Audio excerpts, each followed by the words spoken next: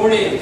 My name is Naftuli, and I'm the founder and executive director of YAFET. I hate to be a downer after so many inspiring speeches and magical speeches, including the powerful vision from Chancellor David Banks.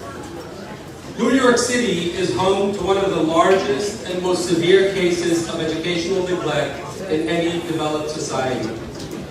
Every year, tens of thousands of children attending ultra-Orthodox and Hasidic yeshivas in New York are being denied a basic education. Most Hasidic boys' schools only offer a maximum of 90 minutes of secular education a day, and their high schools offer zero secular education. No English, no math, no science, no social studies. All of this in blatant violation of the law. This may be news to you, but it's not news to the New York City Department of Education, who learned about this in July of 2015 when dozens of yeshiva graduates and parents filed a complaint and urged the city to remedy the problem and to enforce the law.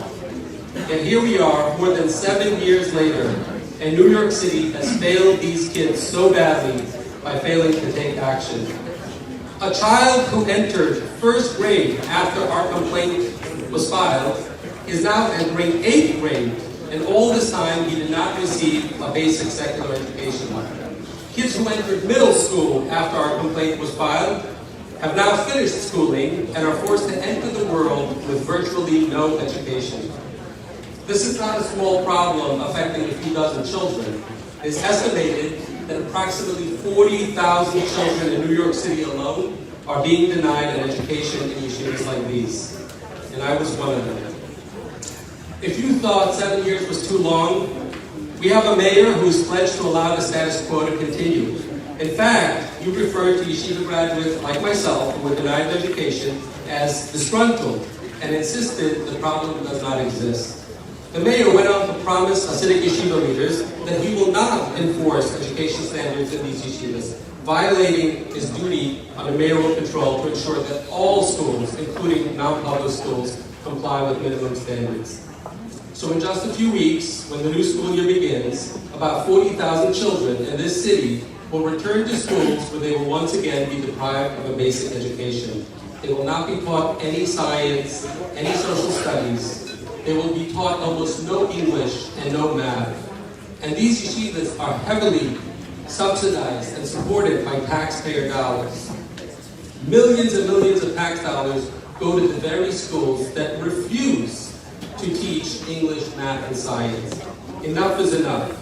This problem is not going away. By 2030, if this is allowed to continue, 1 in 3 Brooklyn school-age children will attend a yeshiva like this that flouts the law.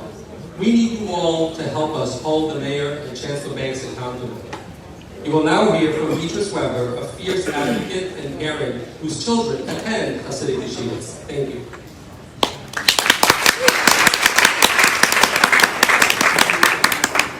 Good morning.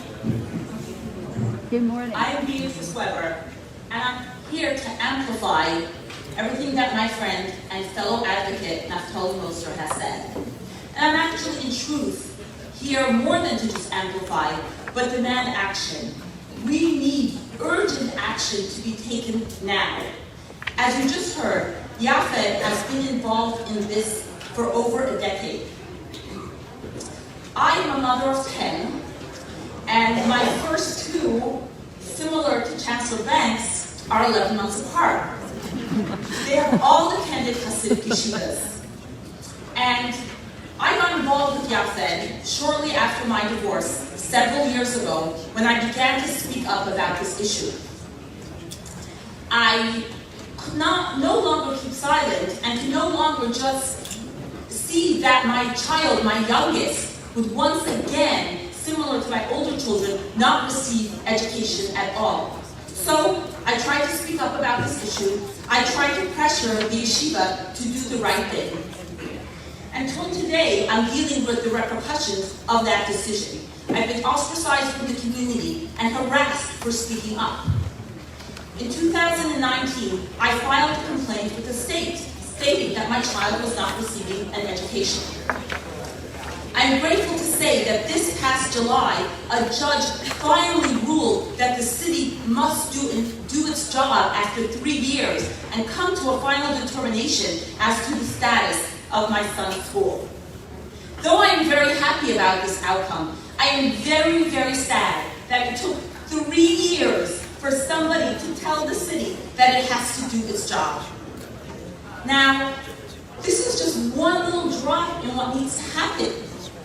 But the entire yeshiva culture needs to change. These Hasidic yeshivas need to become educational institutions that actually provide an education to their students. Thousands and thousands of children enter this flawed system annually, and thousands more graduate as adults who can often barely speak English. They can't fill out a job application and can't effectively navigate living in this world, in New York State, where they've been educated. And these things all make me very sad, but it also makes me very determined. And I want you to know, I am not alone. And I will repeat that, I am not alone. I represent a community of mothers just like me. I stand here as the voice and the face of all these Hasidic mothers who are so frustrated with this situation. When I was in the Hasidic community, we would regularly discuss our frustration and our helplessness with the fact that our boys, especially, were not receiving an education. But we were powerless to do anything. And these discussions did not go past the whispers and chatters of our mother. We were too afraid. We knew what the repercussions would be for speaking up. Speaking up this way, again, comes at a high price, which most people are not willing to pay. Now, I want you to know that that is the truth. There are legions and many, many parents who are desperate for change to happen. I regularly get messages from people and thanks from people for speaking up. They want the change. So though you may not see them here speaking up, this change is so desperately needed. We need you to take this action and support us in this. This is as Naftuli just mentioned, there are over 65,000 children in the state who attend these type of yeshivas and are regularly being deprived of an education. We must do something. How is it possible that in today's day and age, children in New York City can be deprived of instruction in the English language? They are not even taught in the English language. How is it possible that in the 21st century, children are not being taught math and science? Now, the allegation that teaching these children is against Judaism is absolutely a despicable lie. There are many yeshivas throughout this city and throughout the state that are providing a proper education. And it is absolutely imperative that you step up, help us speak up about this issue, and ensure that every child in this state and in this city receives the education that they deserve.